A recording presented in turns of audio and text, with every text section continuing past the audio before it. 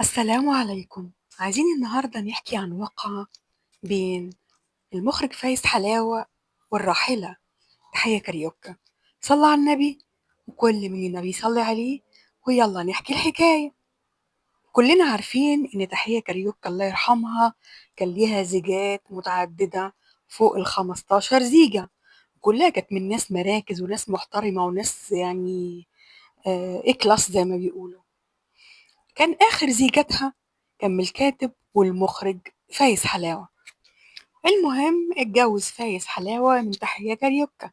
الناس كلها كانت مستغربة لأن هي كانت أكبر منه بكتير في السن، وبرغم كده استمرت الزيجة فوق ال18 سنة. المعروف إن كاريوكا ما كانش بيعيش لها رجالة ولا بيعيش لها أزواج، سنة شهور سنتين بالكتير وقلب على طول. الغريبة إن برغم فرق السن الكبير إن هم عاشوا مع بعض كل المدة دي. تقدر تقول لأن كاريوكا كانت كبرت في السن، وبالبلدي كده اتهدد، كانت اعتزلت، كانت خلاص يعني كانت فقدت مجدها وفقدت قوتها وجبروتها، وكانت بالنسبة لفايز حلاوة مجرد زوجة. لكن الحقيقة إن فايز حلاوة كان موقفه مع تحية كاريوكا سيء جدا جدا. الراجل بعد كل عشرة السنين دي سرق فلوسها وأخد شقتها، وكمان طردها بالليل بهدوم النوم. لكم أن تتخيلوا. ومش بس كده، انتوا متخيلين الجبروت ده عمل ايه؟ ده اتجوز كمان في شقتها. منتهى الجبروت ومنتهى القسوة، خصوصا ان كاريوكا كانت في سن كبير، وكانت لا حول ليها ولا قوة ولا جوز ولا سند ولا ابن ولا بتشتغل. فتخيلوا اتصرف ازاي معاها بالطريقة دي وهي في السن ده ومراته وعلى ذمته. المهم إن الخلاف بين كاريوكا وبين فايز حلاوة كان وقتها حديث الصحافة، والناس كلها كانت بتتكلم عليه. بيحكي المكير محمد عشوب المكير الشهير، بيقول إن الشيخ الشعراوي رحمة الله عليه حاول يتدخل بينهم، خصوصا زي ما انتوا عارفين إن كاريوكا في السنين الأخيرة من عمرها كانت محجبة وكانت كثيرة العمر والحجة، وكانت قريبة جدا من ربنا وبتعمل خير كتير قوي لا يعد ولا يحصى، وكانت نقدر نقول بالبلدي من أصدقاء الشيخ الشعراوي، بتستشيره في كل كبيرة وصغيرة. فالشيخ الشعراوي حاول يصلح ما بينهم، فكلم فايز حلاوة وكلم كاريوكا وقال لهم أنا عايز أقابلكم أنتوا الاتنين في مكان محايد، واقترح عليهم وقتها فندق فلسطين. وقال لفايز حلاوة خلاص طالما العشرة استحالت بينكم اديها نفقة $500,000. لكن فايز حلاوة قابل الكلام بمنتهى الاستهتار والاستهانة، وقال لي كاريوكا أديكي نفقة $500,000، يعني انت اليوم يقف بكام ولا السنة تقف بكام معاكي؟ فده اللي خلى كاريوكا تحس بإهانة فظيعة، إن وصل بيها الأمر إن جوز من أجوازها يقول لها كده بعد ما كانت الناس بتتمنى لها الرضا ترضى. راحت ضرباه بالطبق في وشها وقايمة وسايبة القعدة وماشية. محمد عشوب كان صديق شخصي لكاريوكا وبيحبها ويعزها جدا. كان عنده أخ محامي وهو مصطفى عشوب. كلم أخوه وقال له يمسك لكاريوكا قضية عشان يرفع على فايز حلاوة على الأقل يسترد شقة كاريوكا منه.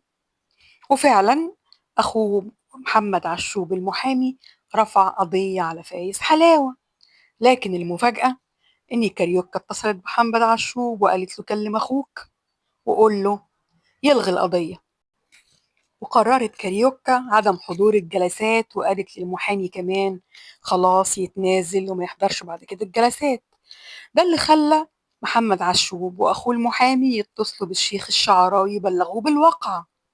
الشيخ الشعراوي استغرب جدا، طلب كاريوكا، قال لها ليه عملتي كده؟ وليه اتنازلتي عن القضية؟ وليه وقفتي شغل المحامي؟ قالت له فايز زي ما انت عارف اتجوز في الشقة وقعد هو ومراته وبنته، هطردهم ازاي؟ يروحوا بقى بالعيلة دي كلها يروح بيها فين؟ خلاص انا ست كبيرة ولوحدي وهقعد في الشقة الصغيرة اللي انا قاعدة فيها وخلاص وكفاية عليا. الشيخ الشعراوي اتصدم من الرد لدرجة انه بكى وقال لها كل يوم بتكبري في نظري يا تحية، بقيتي احسن مني وبدأت اغير منك، وانا متأكد ان عندك بدل القصر قصور في الجنة على كم الخير اللي انتي بتعمليه ده. بيكمل عشوب كلامه وبيقول تحية في آخر أيامها دخلت المستشفى، وبعدين كان حالتها صعبة جدا، كانت تقريبا في شبه غيبوبة أو بتفوق وترجع تاني للغيبوبة. فايز حلاوة زارها واترمى في حضنها وقعد يبكي ويقول لها سامحيني، اوعي تموتي إلا وانتي مسامحاني وراضية عني. وقعد حلاوة يبكي ويردد الجملة ويقول لها وحياة النبي اللي زرتيه لا تسامحيني. المهم إن قصة حلاوة وكاريوكا كانت حديث الصحافة وقتها، وكانت خلت الناس كلها تتعاطف مع كاريوكا وتنقم على فايز حلاوة وتنسى كل أعماله وتنسى كل مسيرته وتفتكر بس إنه ظلم كاريوكا، وإنه في آخر أيامها راح عشان يستعطفها ويسترضيها. فعلا البني آدم سيرة والسيرة أطول من العمر. وسبحان الله في أي وقت يجي سيرة فايز حلاوة محدش بيفتكر أعماله، بيفتكروا بس كاريوكا وجوازه منها واللي عملوا فيها. سبحان الله، الأعمال أو الحياة خواتيم، أهم حاجة خواتيم الحياة.